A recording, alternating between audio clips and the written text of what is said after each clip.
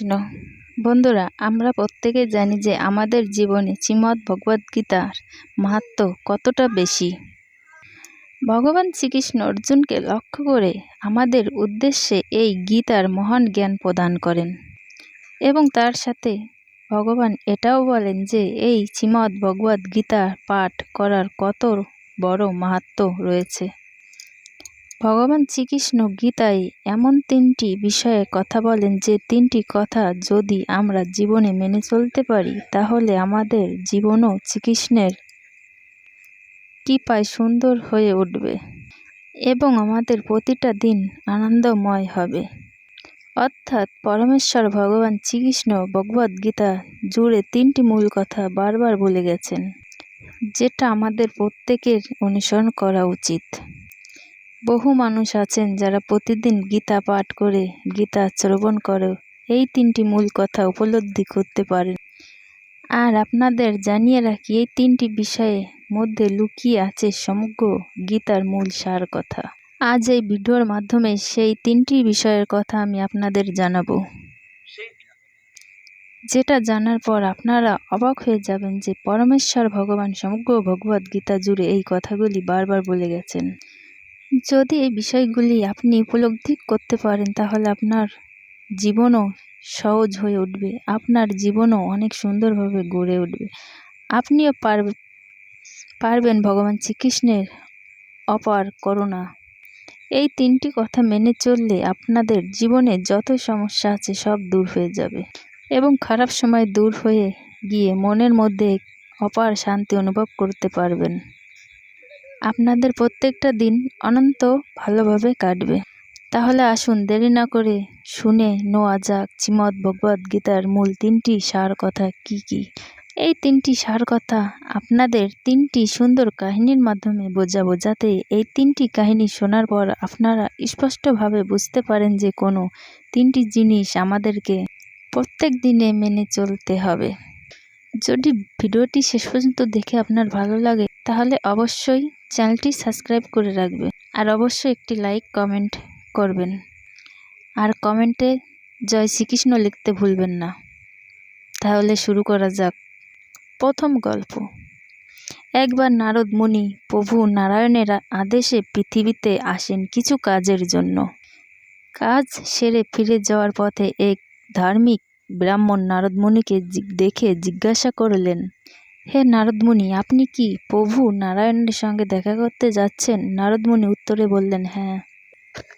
তখন সেই ধার্মিক ব্রাহ্মণ তাকে বললেন, তাহলে আপনি প্রভুকে কি জিজ্ঞাসা করতে পারবেন যে কবে আমি এই সংসারের সরল জ্বালা যন্ত্রণা থেকে মুক্তি পাব এবং প্রভুর কাছে গিয়ে বৈকুণ্ঠে আমি আনন্দে বাস করতে পারব।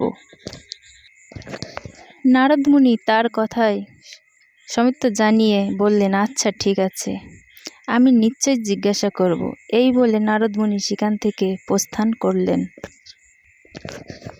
কিছুক্ষণ যাওয়ার পর একজন মুচি যে গাছের তলায় বসে জুতা সেলাই করছিল জিজ্ঞাসা করলেন যে আপনি কি প্রভুর নারায়ণের সঙ্গে দেখা করতে যাচ্ছেন? নারদ মুনি পুনরায় সম্মতি জানিয়ে বললেন, হ্যাঁ হ্যাঁ, তিনি প্রভু নারায়ণের সঙ্গে দেখা করতে যাচ্ছেন। তখন সেই মুচি তাকে জিজ্ঞাসা করল, তাহলে আপনি প্রভুকে কি একটা কথা জিজ্ঞাসা করতে পারবেন যে কবে আমি সংসারের জ্বালা যন্ত্রণা থেকে মুক্তি পাব এবং প্রভুর কাছে গিয়ে বৈকুণ্ঠে আনন্দে বসবাস করতে পারবো? তখন নারদ মুনি তাকে বললেন, আচ্ছা ঠিক আছে, আমি প্রভুকে নিশ্চয় জিজ্ঞাসা করব। এই বলে নারদ মুনি সেখান থেকে প্রস্থান করলেন এবং বৈকুণ্ঠে এসে প্রভু নারায়ণের সঙ্গে দেখা করলেন। কথা মতো তিনি নারায়ণের কাছে গিয়ে সেই দুই ব্যক্তির অর্থাৎ ব্রাহ্মণ এবং মুচির মুক্তির ব্যাপারে জিজ্ঞাসা করলেন। দুইজন ব্যক্তি কথা শোনার পর উত্তরে নারায়ণ বললেন, মুচি তার মৃত্যুর পর আমার কাছে এসে আনন্দে থাকবেন। নারদ মুনি তখন নারায়ণকে জিজ্ঞাসা করলেন, কিন্তু ধার্মিক ব্রাহ্মণের কি হবে? উত্তরে নারায়ণ বললেন, ব্রাহ্মণকে আরও অনেকবার জন্মগ্রহণ করতে হবে এবং সংসারের জ্বালা যন্ত্রণা ভোগ করতে হবে। সে যত জন্ম মুক্তি পাবে সেই ব্যাপারে এখনো কিছু বলা যাচ্ছে না। প্রভু নারায়ণের এই কথা শুনে নারদ মুনি অনন্ত আশ্চর্য হয়ে গেলেন এবং জিজ্ঞাসা করিলেন, এরকমটা কেন প্রভু? আমি তো কিছুই বুঝতে পারছি না। তখন প্রভু নারায়ণ তাকে বললেন, তোমার এই প্রশ্নের উত্তর তুমি নিজেই পাবে, শুধু তোমাকে একটা কাজ করতে হবে।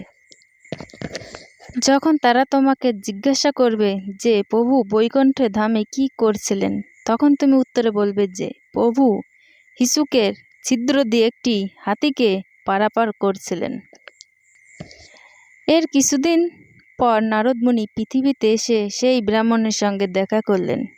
তখন ব্রাহ্মণ তাকে জিজ্ঞাসা করলেন, তুমি তো প্রভুর সাথে দেখা করলে, প্রভু বৈকুণ্ঠ ধামে কি করছিলেন? উত্তরে নারদ মুনি বললেন, প্রভু ইসুকের ছিদ্র দিয়ে একটি হাতিকে পার করছিলেন। এই কথা শুনে ব্রাহ্মণ অবিশ্বাসের সুরে বললেন, আমি এইসব আজে বাজে কথা বিশ্বাস করি না।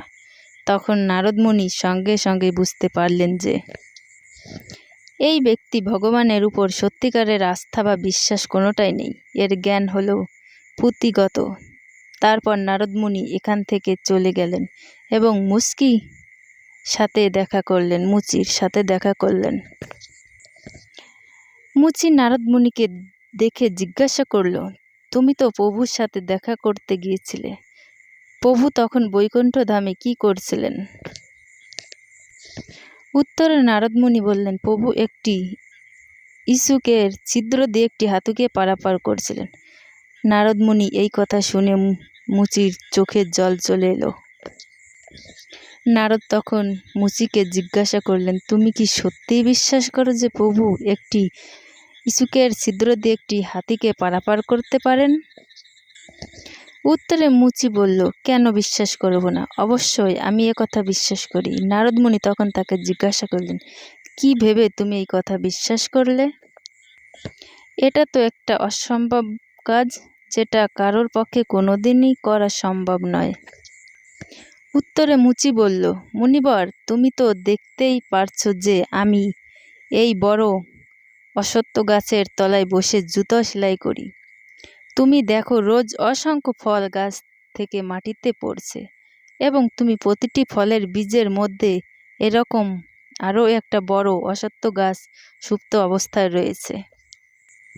যদি একটা ছোট বীজের মধ্যে এত বড় একটা অশ্বত্থ গাছ থাকতে পারে, তাহলে একটা ছোট ইসুকের মধ্যে দিয়ে হাতিকে গলানো প্রভুর পক্ষে কি এমন কঠিন কাজ? অর্থাৎ ঈশ্বরের প্রকৃত বিশ্বাসী হলো এই ভৌতিক জগতের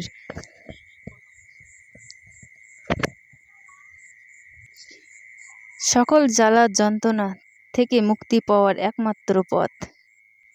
এখানে অন্ধবিশ্বাসের কথা বলা হয়নি, কিন্তু ঈশ্বরের পক্ষে অসম্ভব কিছুই নেই, এই বিশ্বাসটা অবশ্যই থাকা উচিত।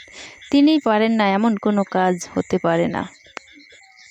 ভগবদ গীতায় শ্রী ভগবান অর্জুনকে স্বয়ং বলেছিলেন, এই ভৌতিক জগৎ আমার নির্দেশেই পরিচালিত হয় এবং আমার নির্দেশেই প্রকৃত চেতন অচেতন জগৎ প্রসব করে। এই কারণেই জগৎ পুনঃ পুনঃ সৃষ্টি এবং ধ্বংস হয়। অর্থাৎ প্রথম মূল কথাটি হলো ভগবান শ্রীকৃষ্ণের প্রতি অপার বিশ্বাস। এবারে আপনাদের বলবো দ্বিতীয় গল্পটি। এ কথা একজন মহিলা ভক্ত ছিলেন, যিনি প্রতিদিন সকালে ঘুম থেকে উঠে স্নান করার পর রান্না করতেন এবং তারপর সেই খাবার খেয়ে তিনি ভগবানের পূজা করতেন। একদিন তার বাড়িতে একজন আত্মীয় এলেন। সেই আত্মীয় খুব ধার্মিক প্রকৃত মানুষ ছিলেন। 3 বেলা পূজা করতেন, ভগবানকে না দিয়ে তিনি কিছুই খেতেন না। এই আত্মীয় যখন দেখলেন যে সেই মহিলা ভক্তটি খেয়ে দিয়ে ভগবানের পূজা করেন, তখন তিনি অত্যন্ত রেগে গেলেন এবং সেই ভক্ত মহিলাকে বললেন, তুমি কি জানো না খেয়ে দিয়ে ভগবানের পূজা দিতে নেই? এতে অনেক বড় অপরাধ হয়।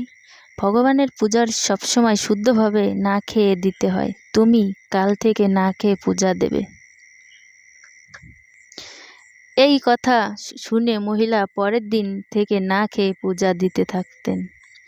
কিন্তু তিনি লক্ষ্য করলেন যে আগে যখন তিনি খেয়ে দিয়ে ভগবানের পূজা করতেন, তখন ঘন্টার পর ঘন্টা এক মনে পূজা করতে পারতেন, মন তার শান্ত থাকতো। কিন্তু যখন থেকে তিনি না খেয়ে ভগবানের পূজা দিচ্ছেন, তখন থেকে তিনি 10-15 মিনিটের বেশি আর পূজা করতে পারছেন না। তার মন অশান্ত এবং চঞ্চল হয়ে উঠছে। এরকম একদিন তার বাড়িতে একজন সাধু ভিক্ষা করতে এলেন। তিনি এই সাধুকে দেখে তার এই সব ঘটনা খুলে বললেন। সেই আত্মীয় ভদ্রলোকটি সেই সময় সেখানেই ছিল। সাধু সেই মহিলা ভক্তটির সব কথা শোনার পর তাকে বললেন, মা, পেটে যদি খিদে থাকে তাহলে ভগবানের দিকে মন দেবে কি করে? মন তো বারবার ক্ষুধার দিকেই যাবে। ভগবান ভক্তের ভক্তি দেখে নিয়ম কানুন নয়। তোমার যদি খেয়ে ভক্তি ভালো হয় তাহলে তুমি তাই করো। এবং এরপর থেকে সেই মহিলা ভক্তটি খেয়ে পূজা করতে শুরু করেন। শ্রী রামকৃষ্ণ পরমহংসদেব তার একজন ভক্তকে একবার বলছিলেন, তুমি খালি পেটে পূজা দিতে বসলে আর তোমার মন ঈশ্বরের দিকে না গিয়ে খাবারের দিকে চলে গেলে এতে কোনো লাভ হবে না।